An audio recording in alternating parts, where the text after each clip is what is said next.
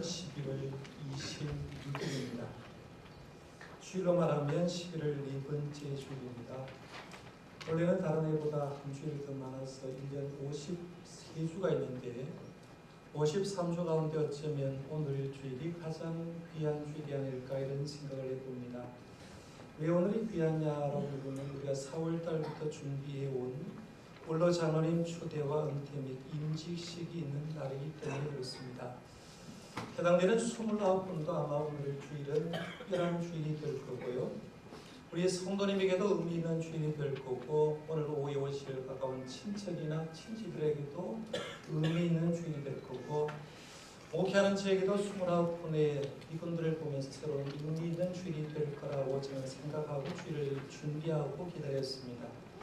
이 귀한 주일에 하나님께서 우리에게 주신 말씀은 특별한 말씀이 아니라 매 주일마다 강의하고 있는 사도행전의 말씀을 이어서 말씀을 주셨습니다. 하지만 오늘 사도행전 10장, 13장 말씀을 생각할 텐데 어쩌면 오늘 임직식을 준비하고 있는 우리에게 가장 필요한 말씀이 아닐까라고 생각되고 이 말씀을 제가 이제 선포할 때에 29분은 물론 우리 성도님과 우리 성도님의 가정 위에 하나님의 놀라운 은혜와 복이 넘치기를 바랍니다.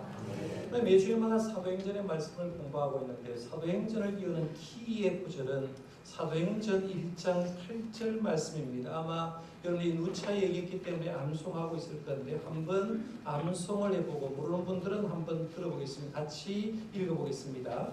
오직 성령이 너희에게 임하시면 너희가 권능을 받고 예루살렘과 온 유대와 사마리아와 땅 끝까지 이르러 내 증인이 되리라 하시니라. 아멘.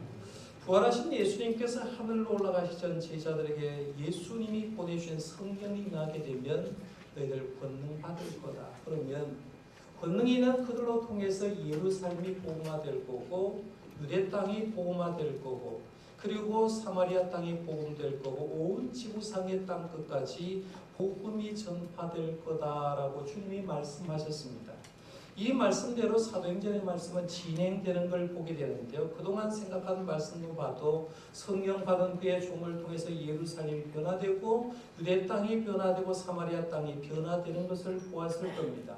그러나 사도행전의 말씀을 계속해서 공부를 하고 있는 사도행전은 3단계로 구성되어 있다고 보시면 굉장히 이해하기 쉽습니다. 1단계는 1장에서부터 7장까지로 예루살렘에 관한 얘기입니다. 예루살렘 교회 이야기가 들어있다고 보는데 제자들이 어떻게 했을 때 성령 받게 됐고 어떻게 예루살렘 교회가 부흥하고 성장하고 발전했는가를 보여줍니다. 이게 1단계입니다. 그래서 사도행전은 1장에서부터 7장까지가 1단계로 구성되어 있다고 보시고요. 두 번째는 2단계는 8장부터 12장까지로 유대와 사마리아에 관한 얘기입니다.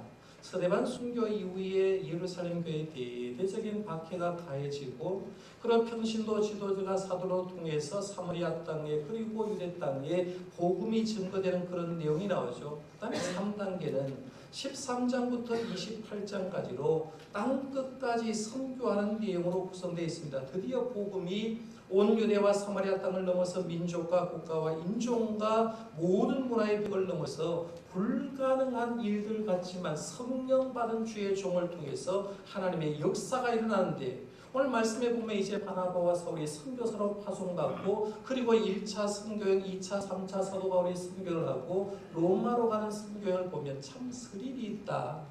예수 믿는 데 이렇게 스릴이 있다. 예수 믿고 복음 전가하는 게 이렇게 놀라운 역사가 일어난다는 걸 보여주는 게 이 3단계 13장부터 28장까지입니다. 이제 앞으로 계속해서 이 말씀 부분을 생각하겠지만 자 하나님의 역사는 이렇구나라고 느낄 수가 있죠. 그래서 사도행전은 1단계, 2단계, 3단계로 나누어 보시면 훨씬 더 말씀이 쉽게 보입니다. 또 하나 생각할 것은 사도행전의 주역이 누구냐 하는 겁니다. 주 무대가 어디냐, 주역이 누군가를 생각해 볼 필요가 있는데요.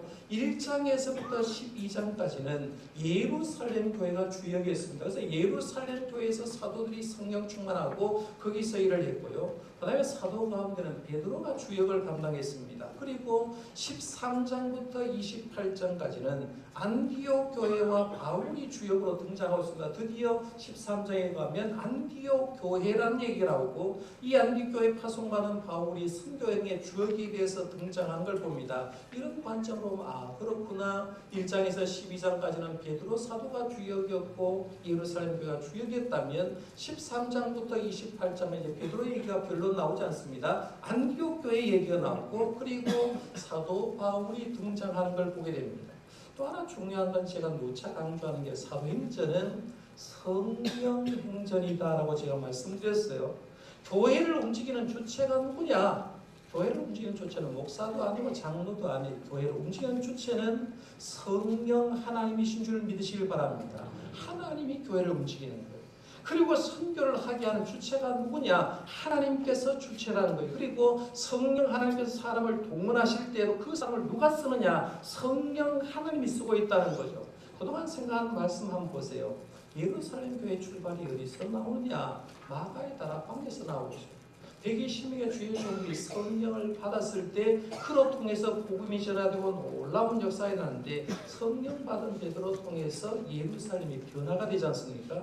성령 받은 빌립을 통해서 사마리아 땅이 변화가 되고 누군지 모르지만 안디옥에 가서 복음을 전했더니만 안디옥 교회 복음화가 개척되고 복음화가 역사가 일어나고 그리고 예루살렘 교회가 그 소리를 듣고 바나바를 파송하고 바나바가 사울과 함께 사역했을 때 안디옥 교회가 놀랍게 붕이 일어나고 그리고 안디옥 시민들이 그 그리스도인을 예수 믿는 사람을 처음으로 그리스도인이라고 불렀다라고 얘기합니다. 성령 하나님이 모든 것이 주체였다는 거예요. 그러니까 12장의 말씀까지 이제 정리를 하면 이렇게 정리할 수 있죠. 첫 번째는 교회를 교회되게 하고 선교하는 주체가 누구냐라고 했을 때 성령 하나님이라는 겁니다. 하나님이 주체라는 거예요. 두 번째는 성령 하나님은 지상의 교회를 통해서 일하신다.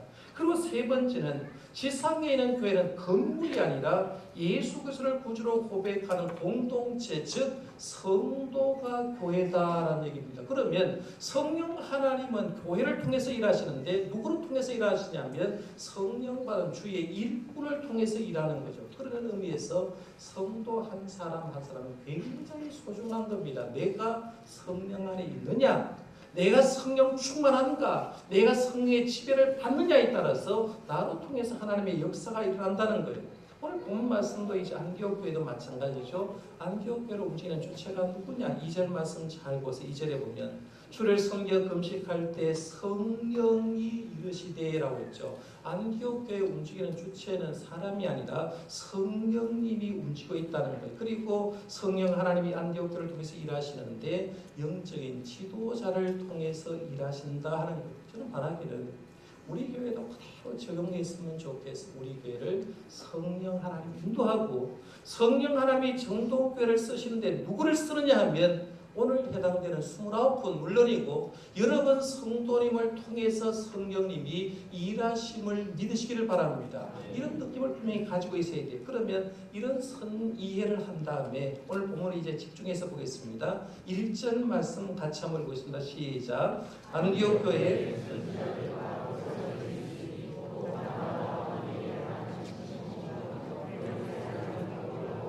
분봉왕 헤롯의 젖동생 마나임과 및 사울이라. 아멘. 시작하는 말이 안디옥 교회라고 있어요. 이 안디옥 교회는 우리가 이미 앞부분에 생각했기 때문에 충분히 이해가는데 예루살렘 교회 대대적인 비판이 일어나니까 누군가는 모르지만 이 안디옥 교회에서 복음을 전했다. 복음을 전했는데 안디옥 교회가 부흥한다는 소리를 듣고 예루살렘 교회가 그것을 통해서 지도자 한 사람을 파송하는데 사도들을 파송하지 않았다고 했죠. 이방 지역에서 사도를 파송하지 않고 누구를 보냈다고 했습니까? 바나바 평신도 지도를 파송했다는 거예요. 바나바가 가서 사역하는데 놀랍게 교회 부흥하니까 혼자서 하지 않고 다소에 있던 사울을 불러서 1년 동안 사역했는데 얼마나 열심히 사역했던지 그리고 안디옥 교회가 변화되었던지 세상 사람이 예수 믿는 사람을 가지고 그리스도인이라고 불렀다라고 제가 말씀드렸어요. 그리고 이렇게 부흥할 때에 예루살렘 교회가 기근이 일어났고 기근이 일어나서 힘들어한 예루살렘 교회를 위해서 안디옥 교회에서 구제 헌금을 거두어서 예루살렘 교회에 보내는 걸 봅니다. 성령 충만한 교회 나타나는 특징은 구제가 살아있다는 겁니다.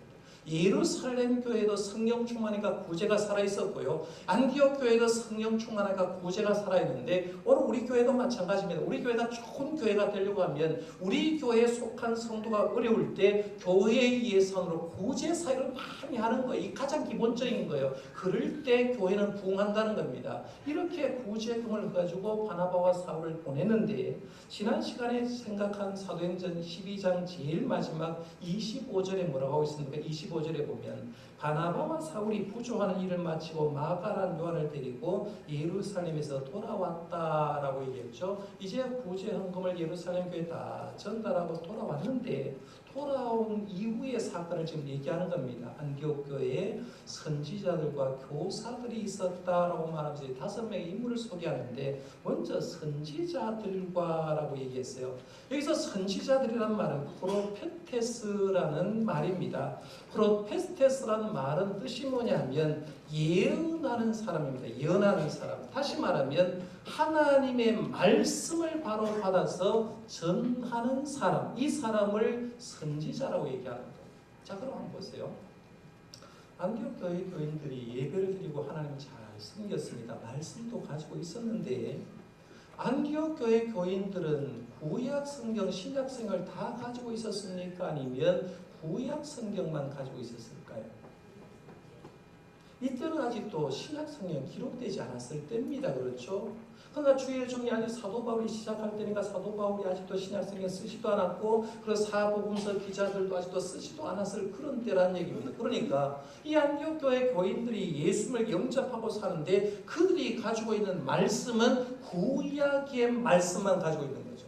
구약의 말씀만 가지고 있는 그들에게 하나님은 성령 충만한 자로 통해서 말씀을 주시는 거예요. 말씀을 계속해서 주면서 성령 충만한 주의 종을 통해서 성경을 기록하기도 하고 주의 종을 통해서 하나님의 말씀을 주는 것을 보게 되는데 그래서 오늘 말씀에 보면 이 안디옥 교회에 선지자들이 있었다는 말은 예언하는 사람이 있었다는 거죠. 그 시대는 성령 충만한 사람을 통해서 하나님이 메시지를 전해줘야 되기 때문에 그들에게 예언의 은사를 준 겁니다. 하나님의 말씀 받아서 말씀을 전해주는 그런 은사를 줬는데 여러분 분명히 아실 것 지금 우리들은 그러면 구약 성경, 신약 성경 다 가지고 있습니까? 아닙니까? 지금 우리는 구약 성경, 신약 성경 66권을 가지고 있다는 거예요. 그러니까 누구를 만났는데 여러분 신앙생활하면서 어떤 성도를 만나는데 갑자기 이런 사람 있잖아요. 어젯밤 꿈 꿨는데 하나님이 너에게 뭐라고 하더라. 내가 어제 기도했는데 하나님이 직통계시를 해서 내가 무슨 예언을 하더라. 이런 사람이 가끔씩 있어요. 그런 사람 볼 때는요 100% 그 사람 이상한 사람을 보시면 됩니다. 왜냐하면 이미 예언의 말씀은 예언의 은사는 성경 말씀 66% 완성되었기 때문에 지금 시대는 하나님 말씀을 줘도 심지어는 어떤 하나님 말씀을 준다고 해도 기록된 말씀을 근거로 해서 주시지 기록된 말씀이 아닌 걸로 받는 건 다 잘못되었다 보시는데요. 그래서 만약에 그런 사람 보면 빨리 목회자에게 신고해야 됩니다. 여기 목사님 예언자 한 사람 등장했는데 이상한 것 같습니다. 검증해 보십시오라고 얘기를 해줘야 됩니다. 하여간 오늘 선지자는 그런 뜻이라는 거예요. 그 다음에 교사가 나오는데 이 교사는 전해진 하나님의 말씀을 그리들이 알고 있는 구약 성경의 맥락에 따라서 설명하는 사람입니다. 예를 들면 이거죠. 베드로가 성령 충만하고 설교를 할 때 구약 성경을 인용해서 가르쳤잖아요. 그렇죠? 구약 성경에 예수님이 이렇게 예언되는데 그 예수님, 구약 성경에 성령님이 이렇게 예언되는데 그 성령님이 여기에 왔다 하듯이 예수님의 사건에 대해서 예언된 말씀으로 설명을 하기 시작했다. 이런 얘기입니다. 그 사람들이 선지자와 교사라는 이름의 직함을 가지고 있다는 거죠. 그 사람이 오늘 말씀에 보면 5명을 소개합니다. 이 안디옥 교회를 이끌었던 영적인 지도자 5명인데 첫 번째가 바나바입니다. 바나바. 설명이 더 필요 없는 사람일 겁니다. 그는 귀족 출신이었고 예루살렘 교회로 해서 자신의 밭을 팔아서 갚을 정도로 굉장히 부유한 사람이었다고 보게 됩니다. 그리고 사도행전 11장 24절에 보면 바나바는 착한 사람이요 성령과 믿음이 충만한 사람이라 이에 큰 무리가 죽기에 더하여지더라 라고 말하면서 참 신앙 인품이나 세상사의 인품이 굉장히 좋았던 인물로 얘기하죠. 두 번째 인물이 시몬입니다. 말씀에 보면 니게르라 하는 시몬이죠. 니게르는 라틴식의 말이고 시몬은 유대식입니다. 그러니까 이 니게르라는 말은 라틴식으로 무슨 뜻이냐면 끔다는 뜻이 얼굴이 새카맣다 끔다라는 뜻이는 거예요. 그러니까 이 시몬은 출신을 어디로 보느냐면 아프리카 사람이 주로 검잖아요. 그러니까 아프리카 태생이었을 거다라고 추정을 합니다. 세 번째는 루기오가 나오는데 구레네 사람 루기오라고 하는데 이 루기오라는 말을 로마식 표기로 보면 루치오스라고 하는데요. 이걸 통해서 알 수 있는 게 루기오는 로마 문화권 속에 사는 사람이구나 볼 수가 있습니다. 그러니까 로마의 영향력을 받고 사는 사람. 그 다음에 네 번째는 마나엔이 등장합니다. 헤롯의 젖동생 마나엔이라는데 아마 마나엔의 어머니가 젖을 주고 키우는데 마나엔만 주는 것이 아니라 헤롯에게도 젖을 먹여 키웠다라고 얘기를 하죠. 그러니까 이 헤롯은 세례요한의 목을 뺀 헤롯 안티파스 왕을 얘기하는데 헤롯 안티파스 왕과 이 마나엔은 어릴 때부터 같은 젖을 먹고 큰 사람이라는 거죠. 그걸 통해서 알 수 있는 게 뭐냐면 마나에게는 정치적인 냄새가 나는 거죠. 이 사람은 정치권하고 언론 권력자하고 관계에 연관된 사람이구나 볼 수 있다는 거예요. 그 다음에 다섯 번째 등장하는 게 사울입니다. 사울은 당대 최고의 지성이었죠. 그리고 예루살렘을 박해하다가 가면서 도상에서 예수님 만나서 주님께 순종한 인물입니다. 한번 보세요. 안디옥교의 영적인 지도자 5명을 보면 출신 지역 다르죠. 배경 다릅니다. 학력도 다르고요. 피부색도 다르고 경제력도 다르고 권력적인 힘도 다릅니다. 어떤 학자들이 이렇게 얘기합니다. 이 사도행전의 기록자는 누가가 왜 이렇게 기록했을까라고 했을 때 어떤 사람은 안디옥교의 중요한 사람부터 기록했을 거다라고 해서 바나바가 가장 중요한 단임 목사였기 때문에 바나바를 먼저 쓰고 나중에 사울 쪽으로 이렇게 썼을 거다라고 생각하는 사람도 있어요. 또 어떤 학자들은 연장자부터 썼을 거라고 추정합니다. 바나바가 가장 나이가 많고 사울이 제일 젊었기 때문에 이런 순으로 기록했을 거라고 얘기하는데요. 중요한 건 뭐냐면 어떤 걸 취하든지 이 5명은 각자 다른 사람이었는데 예수 안에서 하나가 되어서 교회를 섬겼더니만 교회가 바뀌더라는 얘기입니다. 그럼 저와 여러분이 섬기는 교회 이런 교회가 되어야 됩니다. 우리 교회도 학력, 재산, 출신, 지역, 연령에 구애되지 않고 하나님이 나에게 어떤 직분을 주었든지 그 직분에 충성해서 아름다운 하나님의 역사를 이루어갈 수 있기를 바랍니다. 예를 들면 이런 겁니다. 우리 어릴 때 무지개 색이 뭐냐고 하면 빨주, 노초, 파남보 했잖아요. 빨주, 노초, 파남보 7색깔 무지개는 각기 다릅니다. 그런데요, 각기 다른 이 무지개 7색깔이 하나가 돼서 조화를 되면 아름다운 무지개가 되는 거죠. 무지개를 보면 전부 다 하는 말이 감탄사지 않습니까? 오늘 우리 교회가 이렇게 되는 거예요. 다 다름이 인정되지만 다른 사람이 하나에 대해서 하나님을 중심으로 하나가 생기면 우리 교회도 무지개와 같은 놀라운 역사가 일어날 줄 믿으시길 바랍니다. 이런 역사가 일어나는 거예요. 이게 1절 말씀이에요. 자, 그럼 2절 말씀을 한번 봐봅니다. 2절 말씀 같이 한번 읽어봅니다. 시작. 주를 성경 금식할 때 성령이 이르시되 내가 불러시키는 일을 위하여 바나바와 사울을 따로 세우라 하시니. 아멘. 여기는 전반부부터 조금 생각을 해봐야 됩니다. 전반부 주를 섬겨 금식할 때 성령이 이르시되라고 해서 이 중에 주를 섬겨라는 말 한번 보셔야 돼요. 주를 섬겨.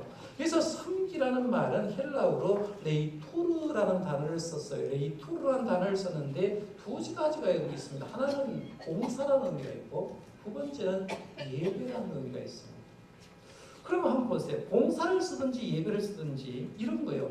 주님을 봉사하는 것, 주님께 봉사하는 것, 주님께 예배하는 같은 말이라는 거죠. 그러니까 주를 섬겨라는 말은 이런 말이에요. 하나님께 예배했다는 말이에요. 하나님께 예배를 했는데 예배를 대충 하는 것이 아니라 주님께 집중해서 하는데 금식하면서까지 예배 생활에 충성 다했다라고 얘기하는 거예요. 여러분, 우리가 하나님 믿는 우리가 예수 믿고 첫 번째 해야 될 가장 중요한 일이 뭡니까? 라고 말하고요. 왜 돼요? 예수 믿는 우리들이 해야 될 건 하나님께 예배하는 겁니다. 이사야 43장 21절에 보면 이 백성은 네가 나를 위해 지었나니 나를 찬송하게 하려 합니다 했어요. 우리가 이 세상에 존재하는 목적은 하나님께 예배하기 위함이라는 겁니다. 성도가 존재하는 이유도 하나님께 예배하는 겁니다. 직분자가 존재하는 이유도 하나님께 예배하는 이유, 목사가 존재하는 이유도 하나님께 예배하는 거라는 거죠. 그래서 우리의 삶의 가장 귀한 목적은 하나님께 예배하는데, 예배도 대충 때우는 것이 아니라 하나님께 집중해서 얘기하는 거예요. 집중해서 예배하는 거예요. 여러분, 오늘 특별히 임직받고 은퇴하시는 29분, 지금까지도 잘하셨지만 예배 생활에 목숨 걸기를 바랍니다. 우리 교인들도 마찬가지, 우리 교역자들까지도 예배 생활에 목숨을 걸어보시길 바랍니다. 그러면 그때 그들에게 무슨 역사가 있냐면 하나님의 놀라운 축복의 역사가 있는 거예요. 그래서 오늘 본 말씀 보세요. 안디옥 교회 지도자들이 예배 최선을 다했더만 성령의 역사가 일어나잖아요. 2절 하반절에 보면 예배 중에 성령이 이르시되 내가 불러시키는 일을 위하여 바나바와 사울을 따로 세우라 하시니라고 했는데, 예배 중에 성령님이 바나바와 바울을 따로 세우라고 했어요. 저는 2절 말씀을 쭉 묵상하는데요, 이사야 6장 말씀과 오버랩이 됐습니다. 이게 연상이 되는 거예요. 이사야 6장 말씀 1절에 보면 우시아왕이 죽던 해에 이사야 선지자가 성전에 들어가서 예배하는 장면이 나옵니다. 예배를 하고 간절히 하나님께 들어가서 하나님 보좌 앞에서 예배를 하는데 하나님의 임재의 모습을 느끼고 하나님의 옷자락이 성전에 가득한 걸 느낍니다. 천군 천사들이 하나님께 찬양을 하는데 이렇게 찬양합니다. 거룩하다 거룩하다 거룩하다 만군의 여호와여 그의 영광이 온 땅에 충만하도다 라고 말하면서 예배 중에 천사 찬양대 하나님께 찬양하는 모습을 봅니다. 너무나 놀라운 모습이죠. 그러니까 이사야서가 보좌에 있는 하나님을 보면서 하나님을 경험하는 순간에 자기가 뭘 경험하느냐면 거룩하신 하나님에 비해 내가 너무나 초라한 죄인이라는 걸 깨닫습니다. 여러분, 우리가 교만하다고요? 하나님 만난 사람은 절대로 도망할 수 없어요. 하나님을 만난 사람, 예수님을 만난 사람은 만나는 즉시 내가 얼마나 부족함을 고백하는 거예요. 이 이사야도 애통하면서 이렇게 고백합니다. 5절에 보면 화로가 나라 망하게 되었도다. 나는 입술이 부정한 사람이요 나는 입술이 부정한 백성 중에 거주하면서 만군의 여호와신 왕을 배웠음이로다 하였더라고 말하면서 화로가 나 망하게 되었도다. 주님을 본 사람 다 죽는다고 했는데 나 이제 죽게 되었다고 얘기하는 거예요. 가슴 치면서 회개할 때 하나님 음성이 들립니다. 누가 우리를 위해서 하는 거예요? 내가 이 시대에 가서 말씀 전하는 종이 필요한데 누가 내 말 듣고 내 말 전하러 갈 거라고 이사야 선지자가 얘기합니다. 그때 이사야가 벌떡 일어나서 하나님께 응답하죠. 내가 여기 있나이다. 나를 보내소서. 오늘 본문 말씀도 한번 보세요. 2절 말씀에 주를 섬겨 금식할 때 성령이 이르시되 하나님께 간절히 하나님께 예배하는데 성령님이 임재하게 되고 성령님이 뭐라고 하느냐면 내가 불러시키는 일을 위해서 선교사를 보내겠는데 바나바와 바울을 따로 세우라라고 얘기합니다. 이사야 선지자는 예배 중에 하나님 만났고요. 오늘 말씀의 안디옥 교회 지도자들도 예배 중에 성령님을 체험했다고 하면 저는 바라기는 이런 놀라운 역사가 우리 교회도 있기를 바랍니다. 예배 중에 하나님 만나서 여러분이 가지고 있는 육신적인 질병 치료되기를 바랍니다. 지난 주 중에도 하나님 앞에서 새벽기도 나와서 병고침을 받아도 저한테 얘기하는 사람이 있었습니다. 하나님은 지금도 함께 하시기 때문에 주님을 바라보는 순간에 우리의 육신적인 질고도 고쳐주는 줄 믿으시길 바랍니다. 예배 중에 평소 고민했던 문제가 해결될 수 있기를 바랍니다. 예배 중에 결단도 할 수가 있죠. 젊은 청년들은 내가 예배 중에 하나님께 말씀드리면서 목회자로 되는 선교사로 헌신하겠다는 결단도 할 수가 있다는 거예요. 그러니까 예배 중에 이런 역사가 일어나는데 오늘 본문에 보면 안디옥 교회 지도자들도 예배 중에 성령님의 음성이 들려지는데 이렇게 말합니다. 내가 불러시키는 일을 위하여 바나바와 사울을 따로 세우라고 해서 따로 세우라. 여기서 따로 세우라라는 말은 이런 말이에요. 그 사람을 너한테서 분리해서 내게로 이양하라는 뜻이 있어요. 두 번째 뜻은 그 사람을 떼어서 나에게 달라는 얘기입니다. 지금 안디옥교회 부흥의 결정적인 역할을 하는 사람 누굽니까? 바나바가 목회자 아닙니까? 그리고 부목사가 지금 사울이거든요. 담임 목사와 부목사 사울을 뭐라고 하느냐면 내가 이 두 사람을 선교사로 파송해야 되니까 이 사람을 너희 교회에서 따로 띄어서 나에게 이양하라는 거예요. 하나님께 이양해라. 이제는 나에게 거기서 빼서 나에게 달라라고 얘기하는 거예요. 그럼 쉽지 않은 말 아닙니까? 바울과 바나바는 안디옥교회 기둥 같은 주의 종에서 담임 목사, 부목사인데 다른 지도자도 있는데 하나님께서는 바나바와 사울을 달라라고 얘기하는 거죠. 이 말씀에서 우리가 교훈받아야 될 것은 하나님께서는 항상 우리 요구하는 게 첫 번째 것, 최고의 것을 요구한다는 거죠. 여러분 보세요. 왜 하나님 그럴까? 하나님이 우리에게 주시는 것은 지그러미 준 적이 있습니까? 하나님 우리를 구원하기 위해서 이 땅에 누구를 보내셨습니까? 하나님 우리를 구원하기 위해서 예수님 보냈는데 요한복음 3장 16절 너무나 잘 아는 말씀 하나님이 세상을 이처럼 사랑하사 그다음 말이 뭐예요? 독생자를 주셨습니다. 하나님이 우리를 그렇게 사랑해서 누구를 주느냐 하면 유일하신 아들 독생자 하나밖에 없는 아들 예수를 위해서 우리를 주셨다는 거예요. 그 예수님 희생해서 우리를 샀으니까 그 사랑 입은 우리 그 예수님 때문에 구원받은 우리들도 하나님께 드릴 때는 뭘 드려야 됩니까? 최고에서 드리는 거예요. 그래서 구약 성경에 보면 제사를 드릴 때도 흠과 티가 없는 걸 드리라 했어요. 11조를 할 때도 온전한 11조를 해라라고 얘기했습니다. 헌금을 드릴 때도 옛날 믿음의 선배들은 똑같은 돈이라도 새 돈을 하나님께 드리라고 우리 교육을 받았거든. 왜냐하면 주님이 우리에게 좋은 것을 주셨기 때문에 우리들도 하나님께 드릴 때 최고의 것을 드리기를 원하는 거예요. 근데 우리 성도는 어떻습니까? 집에 쓰다가 별 쓸모없는 것 교회 줄까 이렇게 생각 교회 갖다 놓을 때가 있습니다. 여러분 생각을 바꾸셔야 돼요. 내 집에서 가장 귀한 것을 하나님께 드릴 수 있는 훈련을 할 수 있기를 바랍니다. 이게 하나님이 원하시는 거예요. 그러니까 우리가 몸을 드릴 때도 마찬가지입니다. 요즘 이제 시대가 막 험하고요. 직장생활에 은퇴하고 일찍 조기 퇴직하는 사람들이 50대, 60대 되어가지고 신학교 가는 사람이 있어요. 물론 그 사람들은 막을 수는 없어요. 근데 저는 바라기는 하나님 어떤 사람을 원할까? 인생을 놓고 청년기, 장년기, 노년기를 붙고 하나님이 누구를 부를까라고 했을 때 하나님은 가장 인생의 황혼기인 젊을 때 젊은 사람 부를 거예요. 하나님은 우리의 젊음을 하나님께 드리기를 원하거든요. 그리고 늦게라도 하나님께 내가 부름받았으면 지금 현재가 최상이 되어서 하나님께 드릴 수 있기를 바랍니다. 주님 요구하는 건 최고의 것이라는 거예요. 그래서 오늘 본 말씀에 전혀 쉽지 않은 바나바와 사울을 따로 세우라라고 말하면서 떼어서 나에게 선교사로 달라라고 얘기합니다. 자 그러면 마지막에 3절로 가봅니다. 3절 같이 한번 읽어봅니다. 시작. 이에 금식하며 기도하고 두 사람이 안수하여 보내니라. 3절에서는 아주 중요한 신앙의 덕목 하나를 보는데 순종이라는 덕목을 봅니다. 바나바와 사울을 달라는 성령님의 음성을 듣고 안디옥교회 사람들 한마디도 안 했어요. 바나바 떠나면 우리 교회 어떻게 되는데 사울 떠나면 우리 교회 어떻게 되는데 못 줘요 라고 얘기하지 않고 그 말을 듣고 군소리 없이 그대로 순종했습니다. 그래서 두 사람을 떼어서 이에 금식하고 기도하고 두 사람에게 안수하여 보내라. 뭘 했다는 거예요? 선교사로 안수했다. 임직식을 했다는 말이죠. 그래서 오늘 본문에 그걸 가지고 제가 안디옥교회 임직식으로 제목을 붙였습니다만은 여기서 우리가 볼 수 있는 이런 겁니다. 나에게도 이런 순종의 삶이 있는가 확인할 필요가 있어요. 성령님이 말씀하시면 나는 즉각 순종하는 거야. 성령이 목회자의 설교로 통해서 메시지를 던져줄 때 그 말을 듣고 나는 순종하고 있는 거야.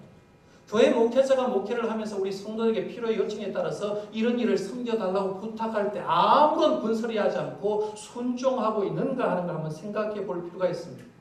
성숙한 성도, 성숙한 교회에는 뭐가 있느냐 하면 순종이 있어요. 그러나 성숙하지 못한 성도, 성숙하지 못한 교회에는 불순종만 있습니다. 거기는 시끄럽기만 합니다. 내가 성숙한 성도다, 내가 성숙한 교회에 다닌다 라고 얘기하는 사람들은 이런 거예요. 나는 어떤 하나님의 말씀을 들어도 순종하는 사람은 성숙한 성도예요. 그런데 내가 불순종한 말이 속에 막 들끓으면 아직도 나는 성숙하지 못하구나, 많이 부족하구나 이렇게 생각하면 된다는 거죠. 그런데 안디옥 교회 보니까 성숙한 순종의 모습 그대로 보입니다. 이에 금식하며 기도하고 두 사람에게 안수하여 보냈다라고 합니다. 그 다음 얘기는 이제 다음 주에 생각하기로 하고요. 오늘 말씀 한번 생각해 보겠습니다. 안디옥 교회 바나바사로 이제 선교사로 보낸 임시식을 통해서 세 가지를 살펴보았는데요. 첫 번째는 성령님이 교회 앞에서 일하시고 있다는 거죠. 여러분이 앞장선 게 아니라 성령님이 우리 교회 앞에 일하고 있는 거죠. 성령 하나님이 일하고 있다. 두 번째는 성령님은 준비된 교회, 준비된 사람을 통해서 일하시고 있다. 그 다음에 세 번째는 성령님께 순종한 종들로 통해서는 하나님의 역사가 일어난다는 거죠. 순종한 사람에게 선교의 문이 열리듯이 순종한 사람들을 통해서 하나님의 놀라운 역사가 일어난다고 봅니다. 그러면 안디옥교회가 이렇다면 우리 교회에게 적용할 수가 있겠죠. 우리 교회는 누가 인도하냐? 우리 정동교회도 성령 하나님이 인도하는 줄 믿습니다. 그러면 우리 교회도 오늘 모든 성도님과 오늘 임직받을 자를 통해서 하나님이 여러분을 통해서 일하시기만 하면 여러분이 주님 앞에 쓰임받는 도구가 되는 줄 믿으시기 바랍니다. 제 교회가 오늘 제일 좋은 날이라고 얘기하면 우리 장로님 몇 분은 은퇴하시지만 마음이 섭섭한 마음이 있지만 17분은 취임하고 임직을 하기 때문에 희망이 있다. 여러분이 그동안 어떻게 했던지 저는 관계가 없습니다. 사실은 제 마음에 합당하지도 않습니다. 여러분이 자격이 있다고 생각하지 마십시오. 솔직하게 말해 이제부터 하셔야 될 건 성령님이 여러분을 인도해달라고 기도하시길 바랍니다. 성령님 앞에 쓰임받지 않으면 임직받아도 그분 통해서 일할 수가 없습니다. 하나님은 오늘 29분 우리 모든 성도님들이 우리 교회가 안디옥 같은 교회를 만들어 가려고 성령님께 순종하고 충성 다할 수 있는 저와 여러분들 되시기를 바랍니다. 기도하겠습니다.